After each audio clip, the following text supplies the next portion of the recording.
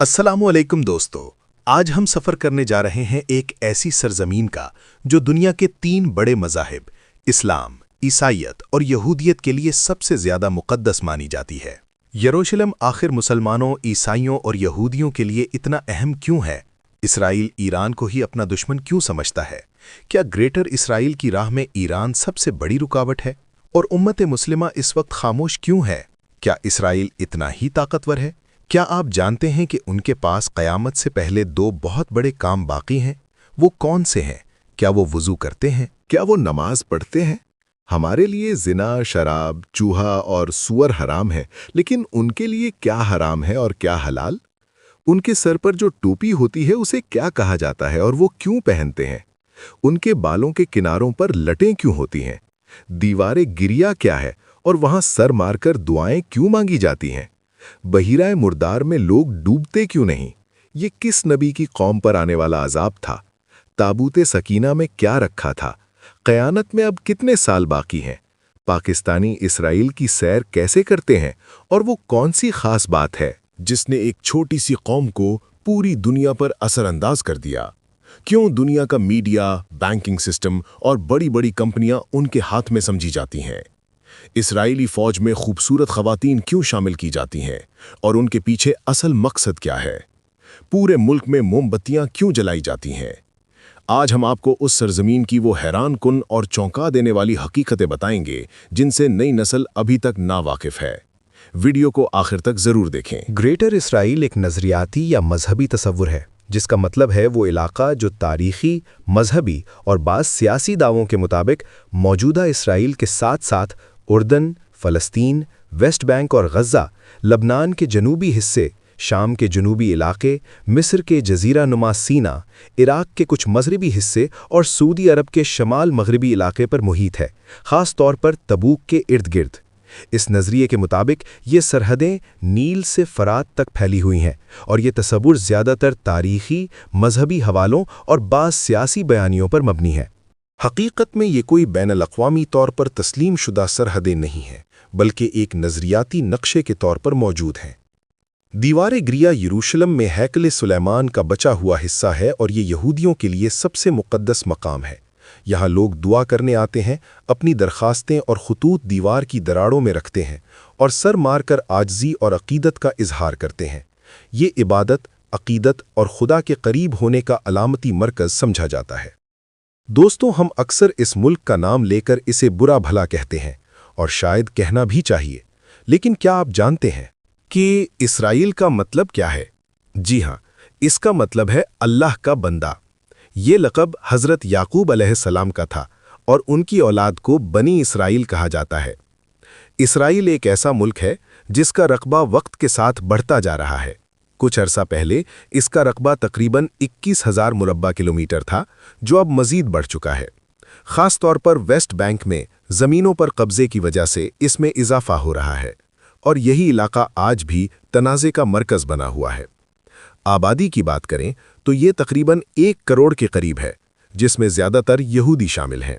दुनिया में आबादी के लिहाज से इसका नंबर बहुत नीचे है, लेकिन असरो रसूख के लिहाज से ये एक ताकतवर मुल्क बन चुका है। हालिया जंगों में ऐसे ख़तरनाक हथियार इस्तेमाल किए गए जिनसे इंसान का जिस्म चंद लम्हों में ख़त्म हो जाता है। कुछ रिपोर्ट्स के मुताबिक ऐसे बम इस्तेमाल हुए जो शदीद हरारत पैदा करते हैं, जबकि सफ़ेद फास्फोरस जैसे मादे का इस्तेमाल भी सामने आया जो जिस्म को बुरी तरह जला देता है। इसराइली फ़ौज में हज़ारों ख़वातीन शामिल हैं और यहाँ मर्दों के साथ ख़वातीन के लिए भी फ़ौजी सर्विस लाजमी है। मर्दों को ज़्यादा अरसा जबकि ख़वातीन को निस्बतन कम मुद्दत की ट्रेनिंग दी जाती है। बहुत सी ख़वातीन अहम फ़ौजी शोबों में काम करती हैं, लेकिन हालिया हालात में कुछ ने एहतजाज करते हुए फ़ौज छोड़ भी दी है।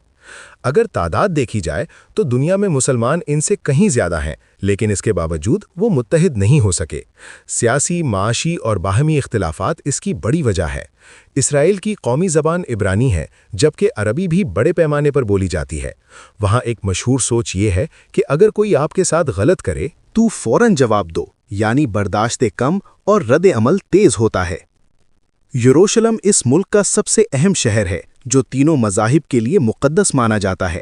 یہی وہ جگہ ہے جہاں مسجد اقصیٰ واقع ہے، جو مسلمانوں کا پہلا قبلہ ہے، اور اسی شہر میں دیوار گریہ بھی موجود ہے جہاں یہودی عبادت کرتے ہیں۔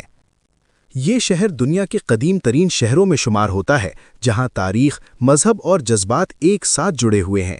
یہودیوں کا عقیدہ ہے کہ یہی وہ جگہ ہے جہاں انسان کی تخلیق ہوئی، یہی وہ مقام ہے جہاں حضرت ابراہیم علیہ السلام نے حضرت اسماعیل علیہ السلام کی قربانی کا ارادہ کیا۔ عیسائیوں کے مطابق یہی وہ مقام ہے جہاں حضرت عیسیٰ علیہ السلام کو سولی دی گئی، اور مسلمانوں کے نزدیک یہی وہ جگہ ہے جہاں حضرت محمد صلی اللہ علیہ وسلم نے معراج سے پہلے تمام انبیاء کی امامت کروائی۔ کہا جاتا ہے کہ یہ شہر ہزاروں انبیاء سے منسوب ہے۔ 638 عیسوی میں حضرت عمر فاروق رضی اللہ عنہ نے بغیر جنگ کے اس شہر کو فتح کیا۔ جب انہیں چرچ کے اندر نماز پڑھنے کی دعوت دی گئی تو انہوں نے انکار کر دیا، تاکہ بعد میں مسلمان اس جگہ کو مسجد نہ بنا لے۔ انہوں نے باہر ایک جگہ نماز ادا کی اور آج وہاں مسجد عمر موجود ہے۔ یہ شہر مشرقی بحیرہ روم کے کنارے واقع ہے اور اس کے ارد گرد لبنان، اردن، شام، فلسطین، غزہ اور مصر جیسے علاقے موجود ہیں۔ چاروں طرف سے گھرا ہونے کے باوجود یہ ملک عالمی سطح پر طاقتور سمجھا جاتا ہے۔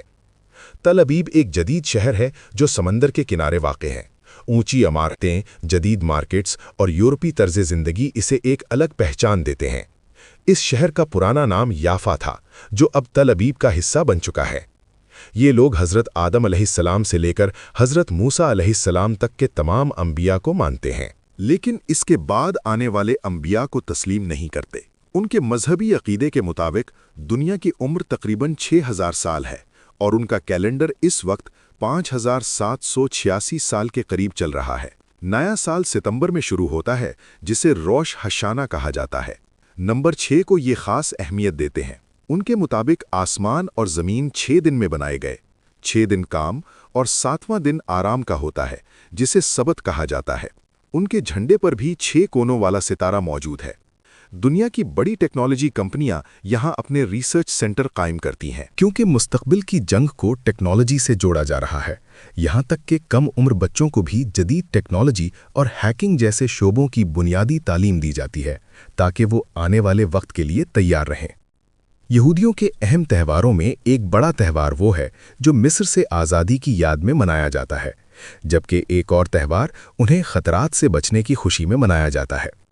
اسی طرح نیا سال بھی خاص انداز میں منایا جاتا ہے، جس میں میٹھی چیزیں کھائی جاتی ہیں تاکہ سال کا آغاز خوشگوار ہو۔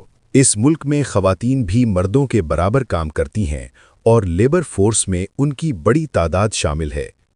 پانی کی کمی کے باوجود سمندری پانی کو صاف کر کے استعمال کے قابل بنایا جاتا ہے اور اس کا بڑا حصہ اسی طریقے سے حاصل کیا جاتا ہے۔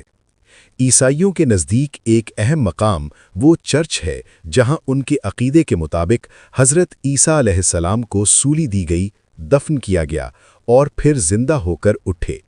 لیکن اسلامی عقیدے کے مطابق اللہ نے انہیں زندہ آسمان پر اٹھا لیا تھا۔ یہ چرچ یروشلم کے پرانے شہر میں واقع ہے اور اس کی تاریخ صدیوں پرانی ہے۔ یہاں کی جدید زندگی کے ساتھ کچھ دلچسپ حقائق بھی جڑے ہوئے ہیں۔ دنیا کا پہلا hand held mobile phone Motorola نے 1973 میں تیار کیا اور اس کی ریسرچ اسرائیل سے جڑی ہوئی بتائی جاتی ہے۔ حیفا کی بندرگاہ بحیرہ روم کے کنارے واقع ہے اور ملک کی اہم تجارتی گزرگاہوں میں شمار ہوتی ہے۔ موسم عموماً گرم اور خوشگوار رہتا ہے۔ تل ابیب کے ہوٹلوں میں دنیا کے بڑے شہروں کے بعد سب سے زیادہ سوشی دستیاب ہوتی ہے، جو اس شہر کے جدید اور عالمی طرز زندگی کو ظاہر کرتی ہے۔ یہودی عبادات کا طریقہ بھی خاص ہوتا ہے۔ وہ ہاتھوں کو بار بار دھوتے ہیں، سر پر ایک خاص ٹوپی پہنتے ہیں اور عبادت کے دوران مخصوص انداز اختیار کرتے ہیں۔ دیوار گریہ پر جا کر وہ روتے ہیں، دعائیں مانگتے ہیں اور اپنے کاغذی پیغامات دیوار کی دراڑوں میں رکھتے ہیں۔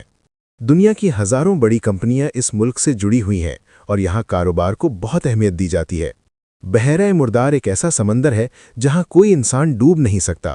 اس میں نمک کی مقدار عام سمندر سے کئی گنا زیادہ ہے، جس کی وجہ سے جسم خود بخود اوپر آ جاتا ہے۔